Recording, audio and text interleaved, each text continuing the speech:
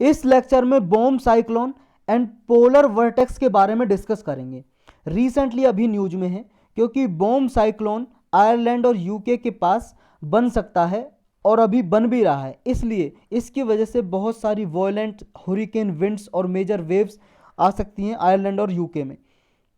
Ireland और UK कहाँ पे है, ये देखो भाई साहब, यूके आयरलैंड यहाँ पे है, यानी कि ये नदन जो पोल है यहाँ पे पृथ्वी का नदन पोल होगा उसके पास, क्योंकि आपको पता है अर्थ तो भाई साहब गोल है। ये मैप दिखाया जा रहा है आपको 2D, तो अर्थ मान लो ये है, ये पोल के अराउंड ये बन रहा है बॉम्ब साइक्लोन।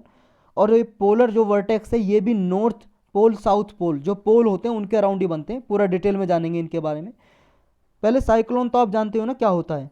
देखो साइक्लोन कुछ इस तरह का होता है जो आपने देखा, ये समुद्र में जो पानी है, पानी भाई साहब ये घूम रहा है, रोटेट कर रहा है, किसकी वजह से, जो अर्थ की रोटेशन है उसकी वजह से कोरियोलिस फोर्स जनरेट होती है। कोरियोलिस फोर्स की वजह से ये घूम रहा है पानी।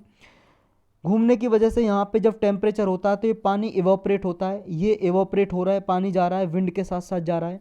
अब यहाँ पे ये बादल बनाएगा, ऊपर विंड चल रही होंगी हवाएं। अब ये हवा के साथ साथ कोस्टल एरियाज पे आ जाता है, जैसे इंडिया के पास आ गया और यहाँ पे पानी बरसाता है, यानी कि बारिश होती है, पानी बरसता है उसमें। और अगर कंडेंसेशन बर्फ़ के साथ हुआ हो, बर्फ़ जमी हो, तो ओले भी पड़ जाते हैं। तो ये है साइक्लोन। इसके साथ साथ तूफान, आंधी, थंडरिंग, लाइटनिंग यानी कि गर्जन, बादलों का गरजना, बिजली चमकना, ये सब भी होता है इसमें। आंधी तूफान भी आता है इसके साथ साथ। यही साइक्लोन होता है जिसको हिंदी में चक्रवात भी बोलते हैं, चक्रवात।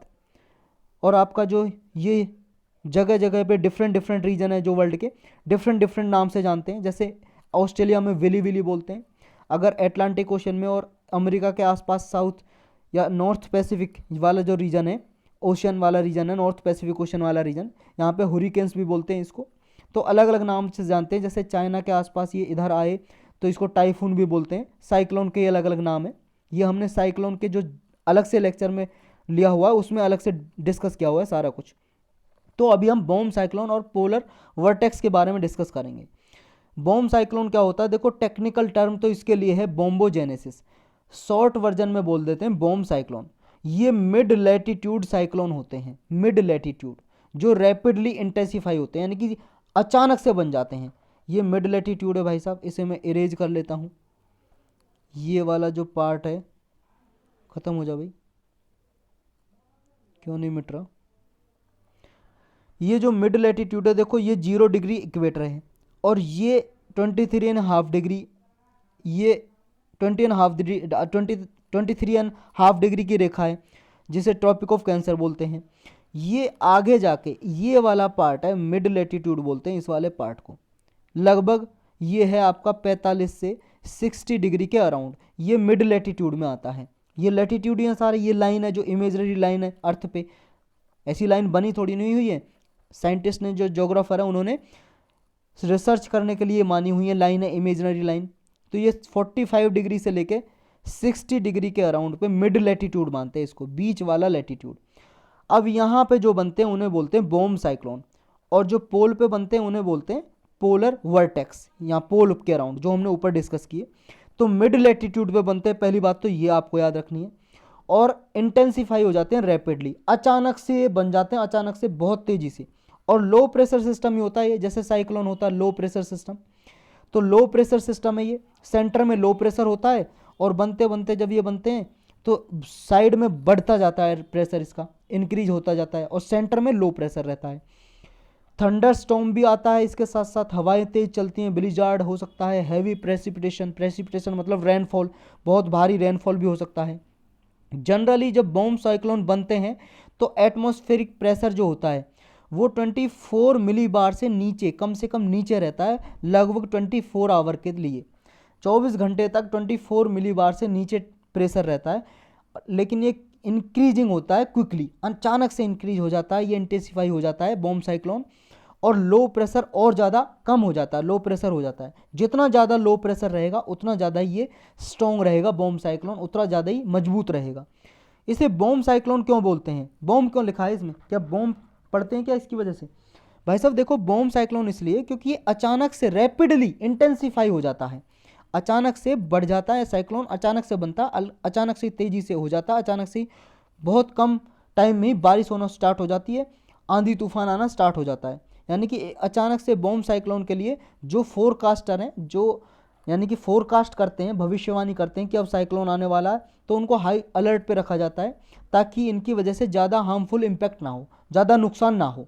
तो ये बॉम्ब साइक्लोन देखो मिड लैटिट्यूड पे इस तरह से बन रहे हैं बॉम्ब साइक्लोन। इस बॉम्ब साइक्लोन के लिए आपको ये जानना जरूरी है, एक तो मिड लैटिट्यूड में बनते हैं, दूसरा कोल्ड एयर होती है इनके पास और फ्रंट बनता है इसमें, क्योंकि मिड लैटिट्यूड में फ्रंट बनेगा।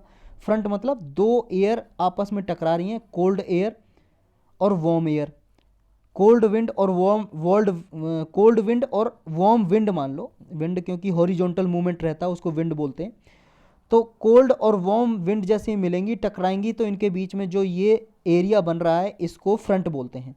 तो फ्रंट बनता है, कोल्ड एयर होती है, मिड लैटिट्यूड पे बनते हैं और अधिकतर विंटर के दौरान ही बनते हैं, सर्दियों में। अब आते हैं पोलर वर्टेक्स पे। पोलर वर्टेक्स जो बनते हैं, देखो एक पहली बात तो पोल पे बनेंगे, ये नॉर्थ पोल है और इधर साउथ पोल है, इसका ध्रुव बोलते हैं ना पोल को हिंदी में, अर्थ का ध्रुव है, ये पोल है। ये दो तरह के होते हैं, तो स्टेबल पोलर वर्टेक्स और ये wavy polar vertex. Stable polar vertex का मतलब ये है कि यहाँ पे जो जेट स्ट्रीम है, जेट स्ट्रीम, ये जेट स्ट्रीम स्ट्रॉन्ग होती है, थोड़ी ज़्यादा स्ट्रॉन्ग, और ये सीधा बहती है। जेट स्ट्रीम का क्या मतलब है, देखो भाई साहब, ये अर्थ है, अर्थ के नीचे जो हवा बह रही है विंड बोलते हैं, लेकिन अर्थ से ऊंचाई पे जाएंगे हम, एक लेयर आती है, एटमॉस्फेयर की लेयर बांटी हुई है ज्योग्राफर ने, इसको टॉपोस्फेयर बोलते हैं। टॉपोस्फेयर 15 किलोमीटर तक, उसके ऊपर स्ट्रेटोस्फेयर होती है, स्ट्रेटोस्फेयर, फिर उसके ऊपर आपकी मीजोस्फेयर आती है, मीजोस्फेयर, फिर उसके ऊपर आपकी थर्मोस्फेयर या एक्सोस्फेयर भी बोलते हैं, आइनोस्फेयर बोलते हैं, ये आती हैं, समझ रहे हो। तो ये 15 किलोमीटर तक टॉपोस्फेयर, 15 से ये लगभग आपकी 20 तक टॉपोपोज, इसके बीच में स्ट्रेटोस्फेयर और ट्रोपोस्फेयर के बीच वाली लेयर आपने पढ़ाई होगा ज्योग्राफी में, फिर ये लगभग 50 किलोमीटर तक स्ट्रेटोस्फेयर रहती है। तो देखो अर्थ से ऊंचाई में ये टॉपोस्फेयर के अपर पार्ट पे, यहाँ पे जो हवाएं बहती हैं वेस्टर्ली विंड, वेस्टर्न साइड से बहती हैं, जैसे ये है इस साइड से, ये इस साइड से बहेंगी वेस्टर्न विंड, ये पोल के राउंड पे, ऊंचाई पे, अर्थ की ऊंचाई पे, लगभग 10-12 किलोमीटर की ऊंचाई पे। तो इन हवाओं को ही बोलते हैं जेट स्ट्रीम। तो ये जेट स्ट्रीम चल रही होती हैं पोल के राउंड पे भी। जब ये स्ट्रांग होती हैं तो बिल्कुल स्टेबल पोलर वर्टेक्स होता है, बिल्कुल कोन की तरह का ऐसे बन जाता है, ये बना हुआ ना पोलर वर्टेक्स, क्योंकि लो प्रेशर सिस्टम होता है और ऐसे कोन बन जाता है। कोन होता है ना शंकु, आपने मैथ में पढ़ा होगा शंकु, कोन, उसी कोन के आकार का बन जाता है ये। यानी कि इस तरह से जैसे मान लो यहाँ से होता होता होता हो गया ये, और ये ऐसे कौन बन गया, ये कौन, समझ रहे हो, ऐसे बन जाता है। एक होता है वेवी, वेवी का मतलब है लहर की तरह, लहर की तरह, लहर की तरह क्यों बन गया ये, क्योंकि देखो वीक हो गई यहाँ पे जेट स्ट्रीम, इतनी स्ट्रांगली जेट स्ट्रीम नहीं बह रही जितनी यहाँ पे बह रही थी, फ्लो जितनी ब्लो यहाँ पे कर रही थी, फ्लो कर रही थी, इतनी स्ट्रांग नहीं है ये। अब ये स्ट्रांग हो गई, इसकी वजह से ये वेवी कैसे हो गई, ये ऐसे लहर क्यों गई, सीधी क्यों नहीं चल रही, लहर क्यों बन गई, क्योंकि देखो नीचे से, अर्थ के नीचे से जैसे अर्थ वार्म होगी, यहाँ से एयर करंट जा रही होगी, एयर करंट, एयर करंट की जाने की वजह से ये एयर करंट टकराएगी। अब ये बहती जो यहाँ पे बह रही है जेट स्ट्रीम, यहाँ से टकराएगी।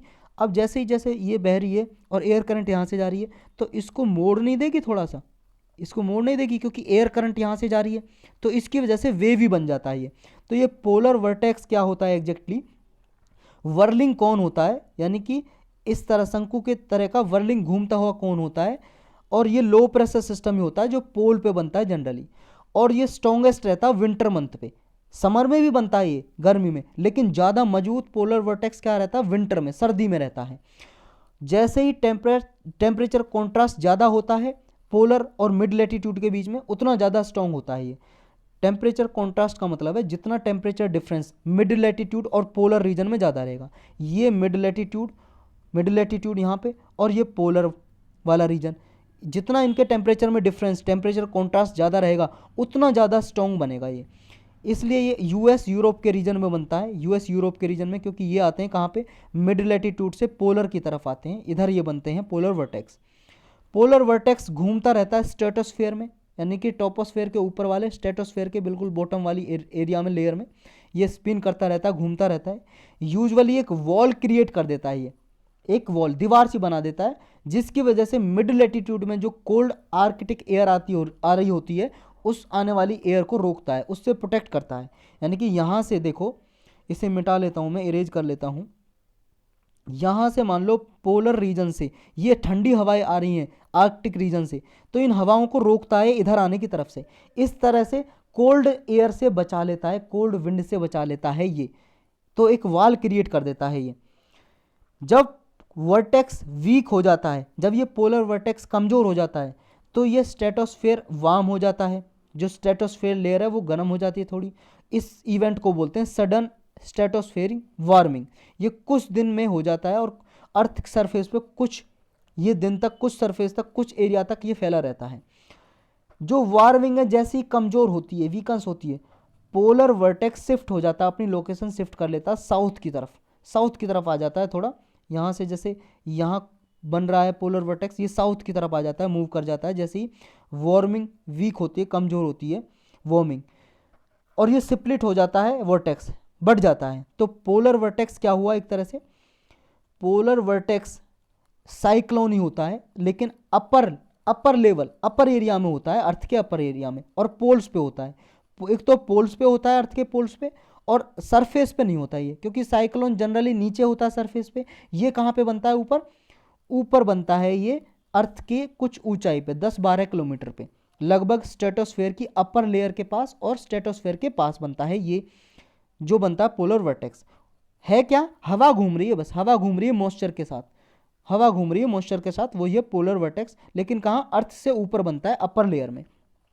ये हमेशा पोल्स पे बनेगा एक तो, और समर में, गर्मी में ये कमज़ोर रहता है, और विंटर में ये स्ट्रेंथन, ज़्यादा ताकतवर होता है। और विंटर में ज़्यादा ताकतवर क्यों होता है, क्योंकि टेम्परेचर कॉन्ट्रास्ट ज़्यादा रहता है, टेम्परेचर कॉन्ट्रास्ट ज़्यादा रहता है विंटर में। टेम्परेचर कॉन्ट्रास्ट एक तरह से सिंपल भाषा में समझ लो कि टेम्परेचर का डिफरेंस विंटर सीजन में पोलर और मिड लेटीट्यूड में डिफरेंस ज़्यादा होता है, इसलिए विंटर में ज़्यादा स्ट्रॉन्ग होता है। कई टाइम में विंटर में क्या होता है, वर्टेक्स टूट जाता है, और जैसे अभी यहाँ पे हमने पढ़ा टूटा, ये साउथ में थोड़ा स्प्लिट हो जाता है, शिफ्ट हो जाता है, सदर्न वर्ड शिफ्ट हो जाता है। ये जो पोलर वर्टेक्स है, इसमें क्या क्या नहीं होता, देखो एक तो ये कोई नया कंसेप्ट नहीं है, और ये अर्थ सरफेस पे नहीं बनता है, अपर एटमॉस्फेयर में बनता है ये, और ये जनरली विजिबल नहीं होता, दिखता नहीं है। जैसे टॉर्नेडो, साइक्लोन वगैरह होते हैं ना, फ्यूनल क्लाउड, थंडरस्टॉर्म, लाइटनिंग जैसे दिखाई देती है, ऐसे ही दिखाई नहीं देता नॉर्मली। और ये ह्यूमंस के लिए भी ज़्यादा डेंजरस नहीं होता, मानव के लिए। जैसे कोल्ड में देखो, आर्कटिक एयर चल रही होती है, कोल्ड एयर चल रही होती है, ये हानि पहुंचा सकते हैं, नुकसान पहुंचा सकते हैं ह्यूमंस को, क्योंकि ठंड की वजह से लोग मर सकते हैं जब कोल्ड एयर चलेगी। लेकिन ये डेंजरस नहीं होते पोलर वर्टेक्स, क्योंकि ये तो कोल्ड एयर, आर्कटिक एयर को आने से रोकते हैं ना, दीवार की तरह काम करते हैं, जैसे हमने ऊपर डिस्कस किया। तो यही था इसके बारे में।